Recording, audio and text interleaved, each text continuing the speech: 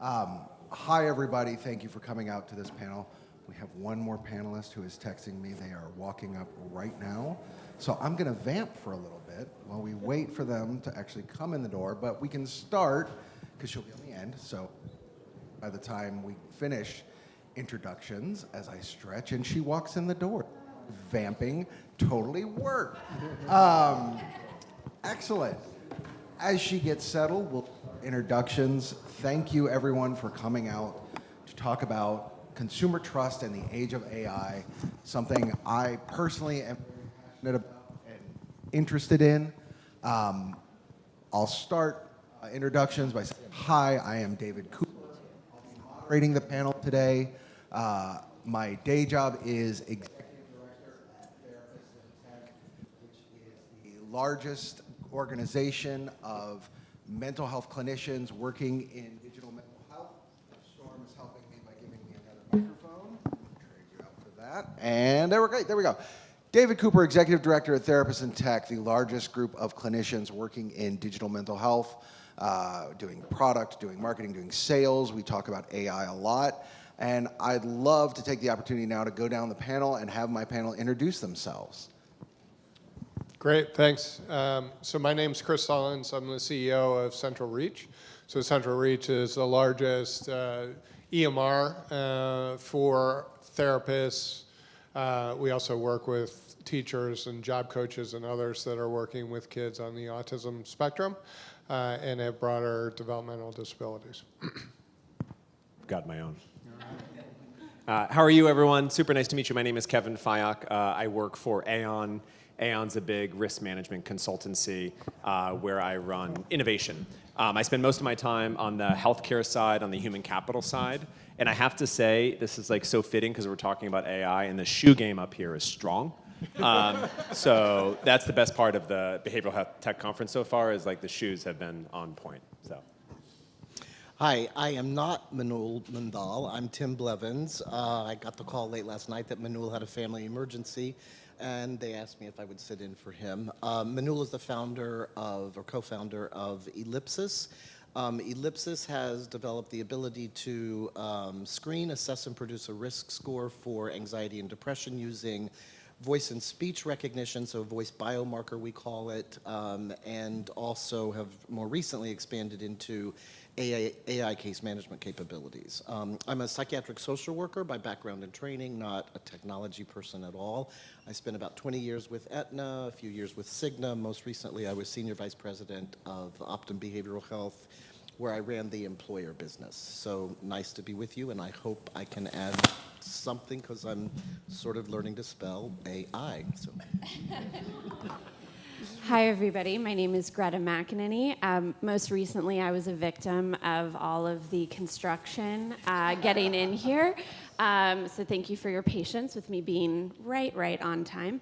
But previous to that, I co-founded and I'm the CEO of a company called Blue Fever. We're a youth care navigation solution that bridges young people 13 to 24, their mental health needs with life-changing and sometimes life-saving support via our peer well-being community and our AI companion.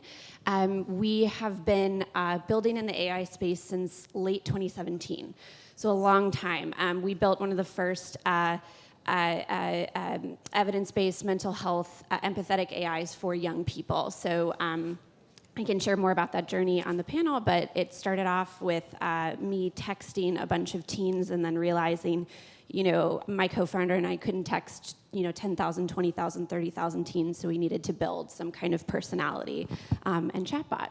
So I've been in the space a while and really excited to be here. And yeah, the shoe game is strong, but no one wore heels but me, guys. Not What's up today. with that? I left mine in my hotel room. So I have a couple questions for our panel that we'll be discussing, but as we discuss topics, if any of you have questions in the audience, we've got a Q&A system here that I'll be monitoring. So please throw your questions in the chat and I'll do my best to field them to our participants. But why don't we get started by let's approaching the idea of building consumer trust with something really basic of, in your experience, I'd love to hear from each person on the panel, how do we start to even define what trust looks like in the age of AI when it comes to some of these consumer-facing products? Jump ball, anybody can. I can start.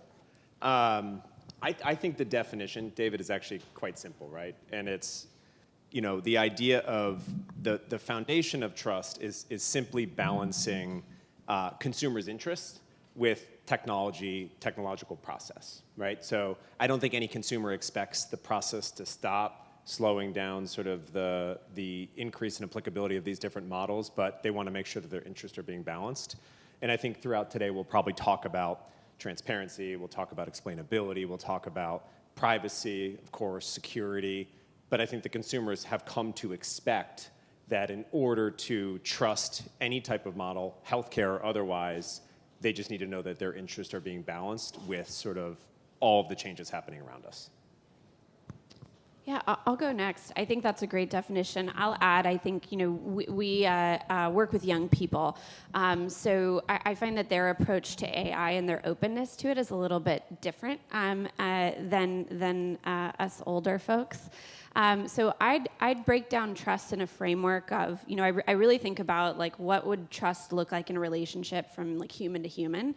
And I'd start with authenticity. And for our demographic, authenticity often translates into relatability, right? Like, how are you talking to me? Can I relate to you? And can we do we kind of like get each other in how we speak? And that comes down to like, am I texting with caps or am I all in like low caps, right? Like very specific things. And then I think competency and consistency. So, do I believe that you're going to help me with the thing that you say you're going to help me with? And do you deliver that consistently over time? Can get into what we do later. And then the final one is empathy. Like, do I believe you really care? And that might feel weird. Like, do I believe an AI cares? But I think it's partially, do I believe an AI cares about me? And do I believe that the people behind it care about me? And we see that a lot. Like, those things are very intertwined. And for a younger demographic, part of do you care about me is will you judge me? They're really afraid of judgment. So can I show up and can I be myself and can I share things and know that you're not going to judge me for that, which AI is pretty good at being non-judgmental, right, and creating that space. And I also think with empathy, like, will you co-create with me is something also a lot of young people want to know is this AI built by and with people like me, whether it's people my age, people who share different characteristics of my intersectional identity. So there's layers and layers here, but I'll kind of summarize with like empathy, authenticity, and consistency and competency. Yeah, I think those are all good, so it's hard to follow after those two answers. The only thing I would add to it, I think, is kind of clearly setting expectations on what is, I guess, what to expect from the AI. So it's interesting, I think, in some ways, like, we expect the machines to be perfect, but like human-to-human interaction is pretty imperfect in general.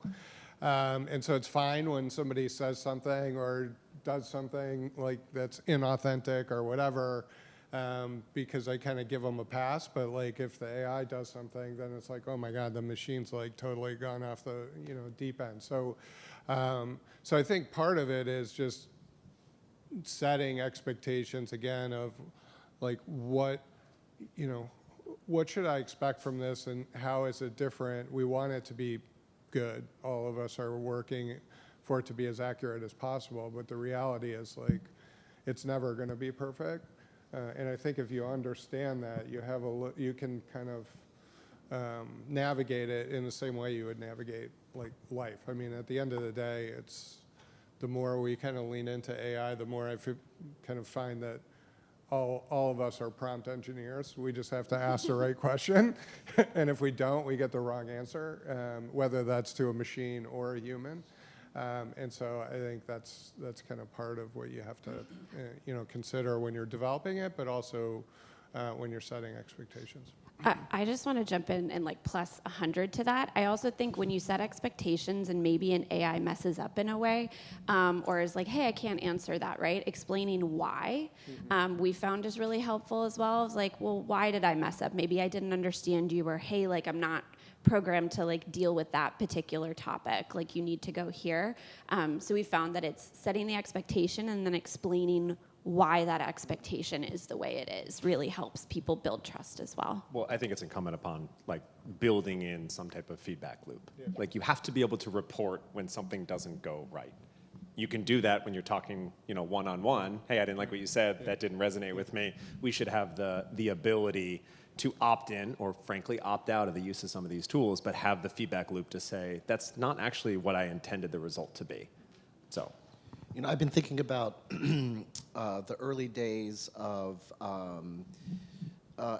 companies like Health Dialogue and some that sort of were coming into digital health, but really focusing on things like shared physician-patient decision-making, and even the notion that we had to sort of characterize these things as shared decision-making. And as a clinician, it was sort of like, well, we always have to be doing shared decision-making, right? Well, not always. I mean, if you think, for those of you who have, been to physicians who are over 55, some of them are not so great at shared decision-making, right? It's sort of it's still the same kind of, I know what you need, I'm going to tell you what it is that you need, and it would behoove you to follow the care plan as I've described it. But all of my physicians, my dermatologists and my cardiologists who are under 50 now, from minute one, every time I see them, it is truly all about, let me tell you the options available to you, and then you can tell me what it is that you want to do. And I see this as very much the same thing, that there has to be an active level of patient involvement and education and an awareness of not necessarily, obviously, the technological aspects of what large learning models are, large language models, and all of that stuff, but certainly this idea that there is this body of knowledge now that we have available to us, that you have available to you yourself as a consumer at home, and let me guide you to those things, and let's be clear about sort of how credible they are, how not credible they might be, but it's really ultimately your decision, and this is a whole new set of tools and a whole new way of thinking about your care that you can engage in. And so I think it's still new, but it feels a little bit like what we were thinking about 20 years ago, at least, I think so. That, I should call you the transportation of the future, because that was a perfect segue into those of us over a certain age get that joke, into my next question, which is, I'd love to hear from the rest of you how you're approaching that transparency in whether it's in fielding the tools, in building the tools, at your various solutions, whether it's, again, for individuals with autism, or talk a little bit about how you practically approach that transparency. Yeah, I mean, I'll start, I guess. So for us, as a technology, like we predominantly provide technology to therapists who are working with the individuals kind of on the spectrum. And so there's kind of two layers of trust that we have to build. The first one is with the therapists themselves, so that they trust the tool and kind of trust the outcome, and then the second is to the families and those that are receiving the services, so that they feel comfortable with that as well. And so for us, it's a combination of things. I think first, mention transparency.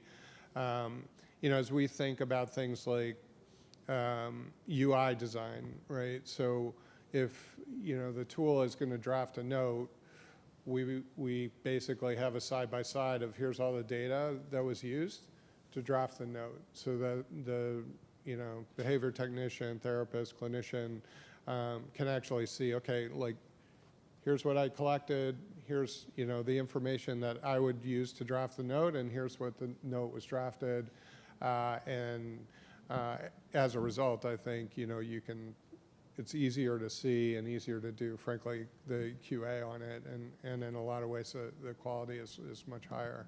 I think the accuracy component of it, comes from a combination of things. Again, for us, because of our scale. So we have 200,000 users and 4,000 customers and 4 billion clinical data points. And so, so we can train the model, we can use that data to help convey and make sure that it's accurate, right? Because we're not going out to random, internet LLMs and saying, hey, come back with an answer, which it will, just so you don't know what data that it used to kind of come up with that answer. And then the last component, which goes back to some of the trust component, but also the transparency and the accuracy, is just who we have working on it. So we have a bunch of whiz-bang technologists and data scientists and all these fun things.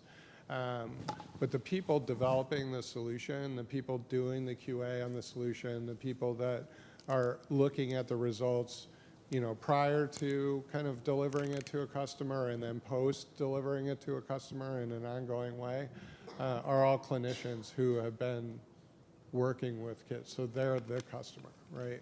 They've devoted their lives to kind of helping to progress the field and progress ABA and progress kind of the outcomes and improve them for those. And so I think as a customer and as a family, it's good to know that the people on the other side aren't just a bunch of folks in a garage like developing something because the technology's there, but they're actually the subject matter experts who are then using that technology and kind of putting themselves in those shoes and are the ones that are the gating factor to say, hey, this isn't good enough to go out. So, so I kind of look at it, there's like the technical transparency component, but then there's the behind the scenes piece, which gives you peace of mind that what you're seeing is kind of, accurate and ethical and compliant and all the things that need to go along with kind of the transparency.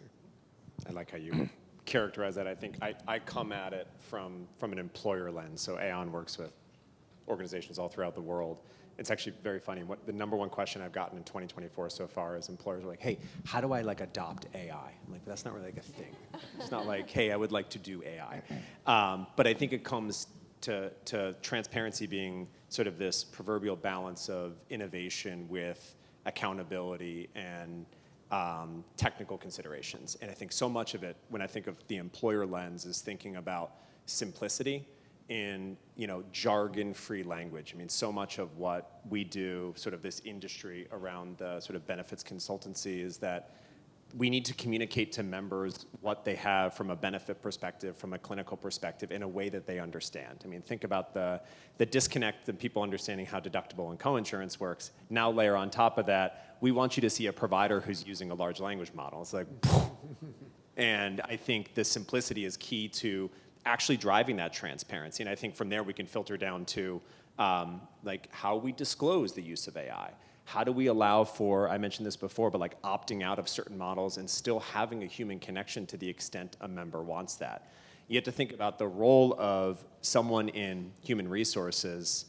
The use of the language model is incredibly important, but it's under the guise of everything else they have going on. And if they can't explain it in their day-to-day role, it's going to be really hard for the member to actually understand how you're rolling anything out in a transparent manner.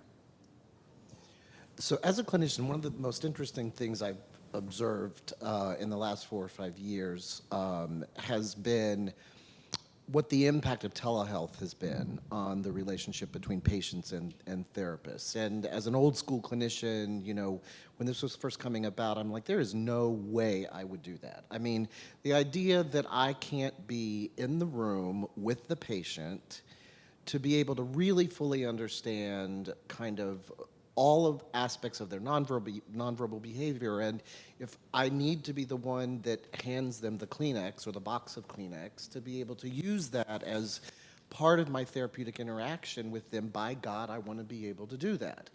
And so then, boom, COVID came, right? And so now we were all thrust into this environment where this notion or this introduction of this artificial thing, these things that now existed between the therapist and the patient, like that screen and like those technology tools, just had to become an inherent part of how we worked. We didn't have any, there was just no, you have no choice about it. And so what you quickly had to do is, number one, do all those other things that you used to be able to do when the patient was in the room with you, and do it quickly and in a way that engendered a level of confidence that you really did care and you got all that.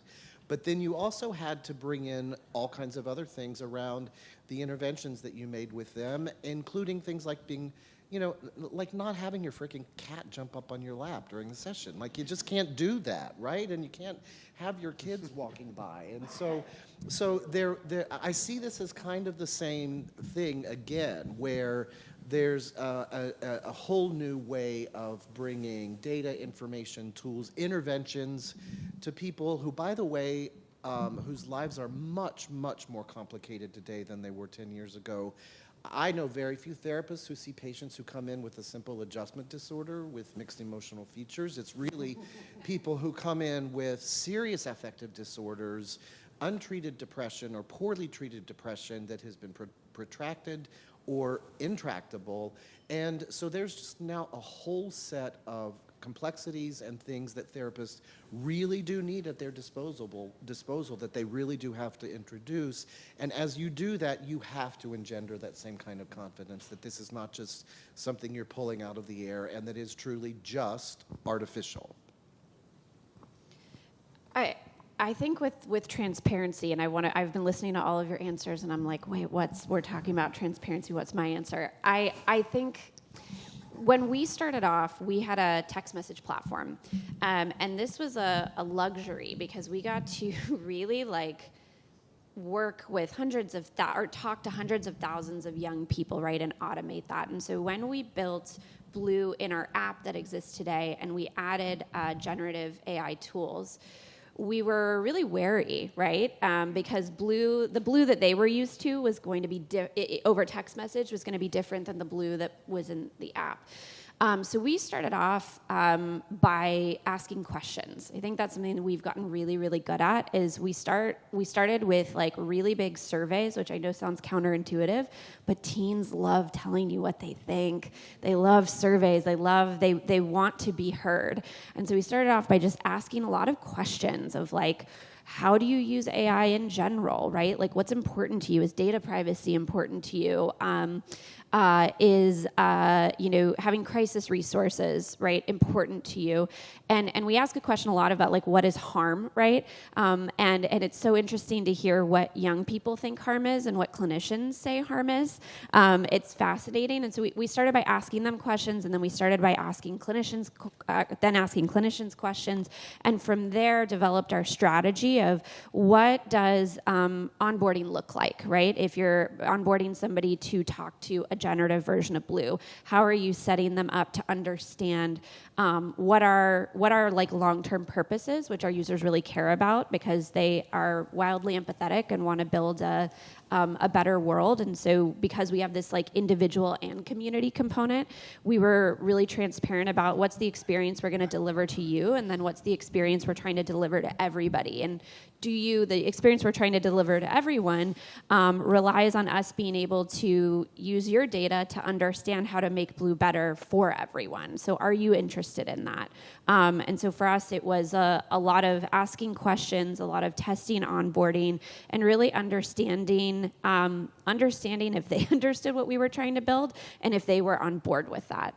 And so transparency for us is, I think it's an everyday thing. But when we launched our newest version of Blue, we took a big pause and we really tried to evaluate where young people are now, what they need, and how they want to contribute to this solution that we're building.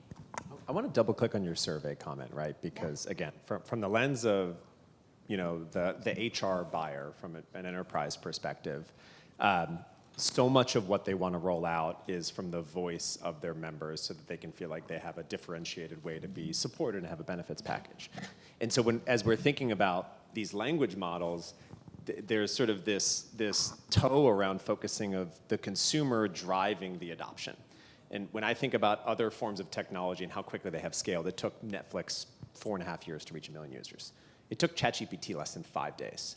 And so now we have sort of folks in HR that are trying to answer the call to say, yes, my members are willing to very much lean into these programs. They want it because they use it in their personal life. They want it at work with things like Copilot, and now they're starting to understand that there's ways to roll this out to drive efficiency and getting people to care more quickly. But again, it's about how do you sort of balance the consumer adoption while also protecting that consumer in a way that is as transparent as possible. So just making the point again of like, this is moving so quickly and it's getting harder and harder to stay on top of it because consumers are wanting to move more quickly too. Right, and you almost have to put those guardrails on, right? Like, and like pump the brakes in certain ways because they'll just go all in. That's right. And I think that, as a business owner, then I always think about that, like what's the, headline on the front page of the New York Times that I don't want, about data privacy, about what we've exposed all these young people's, information to.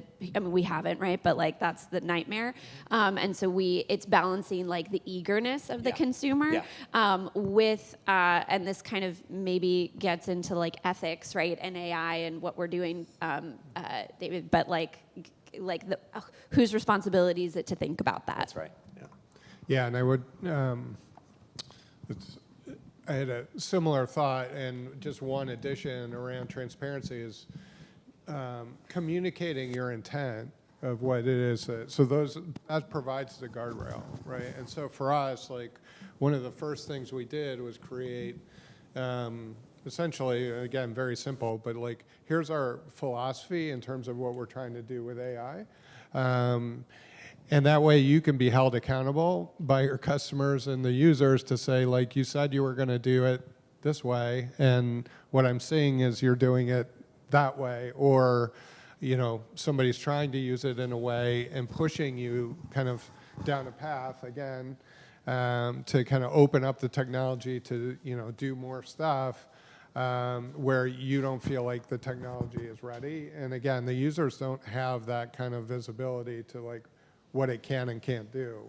And so it is your responsibility as the developer to like have that, and that's why we have, again, the people and the practitioners to be the guardrails, but also this philosophy, which for us is boosting kind of our customers' staff. Like, we're not out to replace a clinician, we're not out to like, transform all these things. What we're trying to do is, in our industry, in our vertical, it's, all of us have challenges with care gap, but with us, it's like, there's less than 50% of the therapists out there to provide ABA services that are needed. And so we're not trying to take anybody's job away. We're trying to help you span and spend more time with the child and spend less time doing paperwork and a bunch of other things. And so being clear about that up front helps them hold us accountable, and frankly helps us hold ourselves accountable to doing it the way that we said we would. I love that we start at a really high level in the discussion that we've had so far, and we've had great questions coming in from the audience, so I want to really thank you all for adding in some questions, and want to dig into maybe a little bit more on some things we've said so far, and start with you, Greta. I loved hearing you talk about, again, involving people I'm going to start by asking questions. I'm not going to assume that I know. I'm going to dig in and make that part of my process. I wonder if you can talk a little bit, having that company based on accessibility and storytelling, how like I've asked the questions, now how do I help with the storytelling? How do I make sure that these underserved communities are having that voice coming back the other direction? How does it go out to them? Yeah, and how does it, like, we're creating that space, and so then what is the response, right? How does storytelling involve in trusting AI and building that together? Yeah, I think asking questions is a core part of our product development, and obviously most people's product development. But I think especially with underserved communities, we find that there still exists for young people so much taboo, right? So much taboo around mental health. So it might be that your family you and your family both come from that same underserved community, whether it be from a religious point of view or ethnicity, or it could be that you are in an underserved community. Maybe you're the only queer person in your family, and nobody knows that. And so I think there's so many different kinds of underserved youth that we are dealing with that have these like intersectional identities, and so we're not ever just speaking to one thing, and I think that's challenging, right? So we always revert to asking them questions, but giving them, and I think that asking of questions helps us learn, but it also gives them space to express. So we have four pillars of our app, and one of the pillars is self-expression. Because so many young people are, and I think all of us, we're just consuming all day long. We're consuming content, and our interaction with AI is mainly through algorithms, right, that are feeding us content. And so we say, okay, how can we use AI to help you tell your story and have a starting place? Because when you tell us your story, then we are able to use AI on the back end to evaluate. Like our AI is trained with different clinical screeners like GAD7, PHQ9, that can help us. It gives you the opportunity to share, which is huge. And I think we underestimate that a lot. I want to highlight and underline that self-expression is so key, and most people just gloss over it. But if we don't give people the space and the tools to express themselves, we have no chance of helping them. We have no chance of understanding where they are. So starting with that, and then building in the right resources and tools into our back-end AI, right, to be able to kind of address it. And I wish, David, I could say it's like we serve everyone perfectly, but because everybody's, yeah, of course, everyone perfectly yeah. all the time. Yeah. But we really try to focus on, if you are someone who feels outside of the mainstream, I think we've been told time and time again, from the early days, you're a queer platform, but neither of us co-founders are queer. They're like, you're just a space where I can come and be all parts of myself. And I think that's the key to our success. So I don't know if I'm answering your question of what's the response, but it's really more in what's the question and what's the space that you give them, and then do you try to shut them up with an answer like ChatGPT? I don't know if anybody, it's just gives you a long litany of things, but Blue is like, tell me more. Let's talk about it. And to follow up with that, with you and the rest of the panel, how do you think about personification when it comes to trust, right? There is that fine line. I don't want it to be ChatGPT. I want it to be engaging, but also, you've seen a lot of recent news stories about what happens if it becomes too personalized. So I'm curious about how the panel thinks about that. Yeah, I mean, that's all we think about all day, every day. So when we go back to your question of what is trust at the very beginning, and I think one of the pillars of trust for us is authenticity. Our users told us time and time again that if Blue did not feel like a relatable friend, they did not want to engage. And a relatable friend meant Blue responded with certain grammar, certain lexicon, right? Blue did not use a lot of caps, right? So Blue didn't capitalize the beginning of a sentence, really, really specific stuff. And I think that people often are thinking about the output that they're giving an end user, and I think it's really dangerous to assume that the content of an LLM output is more important than how it's being delivered. And so that, think about it, in any kind of conversation with a human, the tone is so important, right? If somebody says how are you? And it's I'm fine, right? Versus I'm fine. It's we read stuff totally differently. So we really focused on the persona of Blue to build trust, to have that core tone. We did a lot of work with UI UX. We were shocked at how many people wanted to feel like it was a text message thread versus feeling like a business solution is what they said ChatGPT was, and so I think the persona is massively important to creating that rapport. But at the same time, we've walked that fine line. You mentioned character AI. Blue is very aware that it's an AI and will not try to. Blue has really hard guardrails. So if a user tries to go down a certain path or talk about things, Blue is going to say, I'm not the best for this. I'm like a best friend or a big sibling, and you're talking about cutting yourself. You really need to go talk to somebody else. And so I think it's having the AI be aware, right, of its guardrails, and then training users that this is what you come to me for. And it, like character AI, doesn't go on, right, and then obviously end in a really terrible place.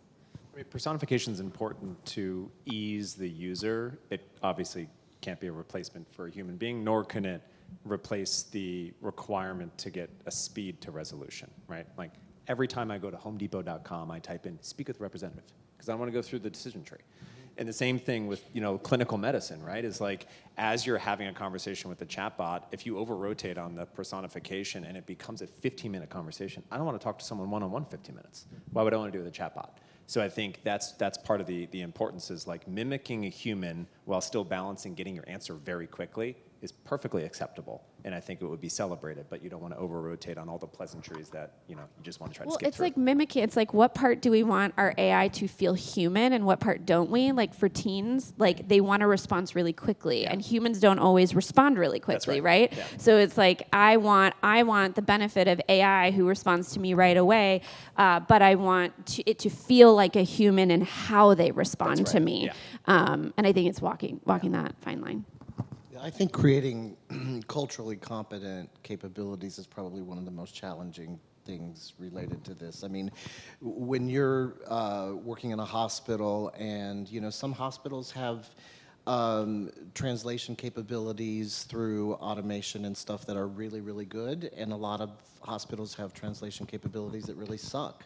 And so it can be very difficult and essentially sort of a waste of time. My mother-in-law, who just passed in May, was Puerto Rican, and she didn't speak any English. And so when she was hospitalized and my husband couldn't be there to take care of her, it was just sort of a disaster. I mean, she'd go hours and hours and hours without any ability to communicate with anybody, largely because the translation tools, these machines that they would bring in, and an English-speaking person is trying to get some person somewhere far away. Do you see what I mean? Like those kinds of things. And then to take that and then to automate it and overlay it with all of the nuances around preferences and cultural kinds of things, I think is an enormous challenge for this. So, while I have you wonderful people here, and knowing my audience of folks that come to behavioral health tech, I want to touch a little bit on how we can balance sort of some of the commercial priorities with the clinical priorities, whether that's, Chris, Greta, your experience, leading companies, how do you, if you have practical examples of how do you make these trade-offs, or even Kevin with you, how are you advising employers to think about these sorts of things from bringing these things in from a commercial perspective? Yeah, I mean, so I'll start. I think, one, I would kind of step back and say that's not, when you're running a healthcare company, it's not just AI, right? So this is a challenge that we all have. Are you sure? Because I have a lot of VCs that would say different. Yeah, unfortunately, I'm not a VC, I guess. No, so for us, like, we have a lot of mission-driven people. Like, people choose to work with us, almost all of them, because they're touched in one way or another by the population that we serve, right? So as a result, I get some really good people who choose to work with us that could go work some other places because they have a child on the spectrum or a sibling on the spectrum, or they used to work with kids on the spectrum, or they were a special ed teacher, and they, and so it brings like a level of passion, and it brings a level of like cultural like cohesiveness, I think, that it's hard to do. My last company, we sold pest control software, and we were very passionate about pest control software. We were really good at it, but it's very different, right? And so, and so when we think about it, and for me, obviously there's a business that we have to run, and we talk about kind of how we do in our business. But when I show our KPIs are balanced between the business metrics and the outcome metrics in how we're impacting the community that we serve. How many sessions are being done by our customers? How many hours have been spent to help, the kids? How many kids have been served? And we look at that. We have what we call a lives change board in the office that is only those metrics. There's like nothing, business about it. But then the balancing act is, it is a business. And so we need to talk about the business, and we need to kind of make sure that people understand that that for us to do well, we need to do well, which is, I know, it gets used a lot, so I even feel bad bringing it up, but it's the reality of it. And so I think if you're consciously kind of thinking about that and to play that balance, like I feel like people understand that, and then you can take that down to AI or any of your other solutions, basically. Anyone else in the last 3 minutes we got? Well, first of all, pest to autism support. That's the biggest jump. That's amazing. Maybe just a quick comment on, because it hasn't really come up, in great detail, is just this idea of managing risk. That's what every single one of our employers is saying right now. Like, how do we manage risk in the world? And we were talking about this, David, on the walk over here. People are aware of Johnson & Johnson and what happened with the fiduciary liability, the focus on the fiduciary, the employer as the fiduciary. I think very much the technology element is the next sort of realm that employers are going to have to battle. So documentation is incredibly important. Robust data privacy is incredibly important.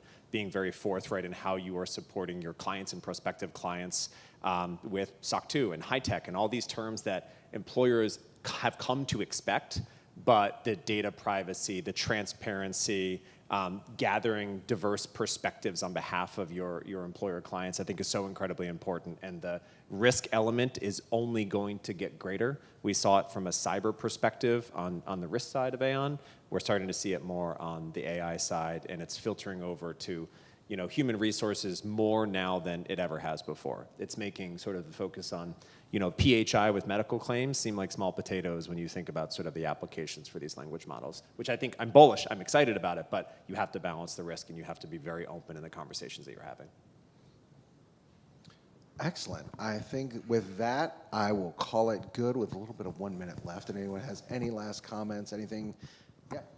I will just finish on that risk topic of, and we talked about this a little bit, is that whose responsibility is it to create those frameworks to manage risk? Is it industry or is it companies? Yeah, and I am been pulled into the policy space more and more because as every company is trying to figure this out for themselves, right? Because it is an end user, but also a business concern, and I really believe that we need to have some higher level policy that we can all say this is the gold standard or this is the baseline instead of all spinning our wheels and coming up with our own version. I think that it's just going to make it more and more complicated, and I don't think it'll be as effective. So I'm very pro figuring out what AI policy in general, right? But for the healthcare space, what does that look like?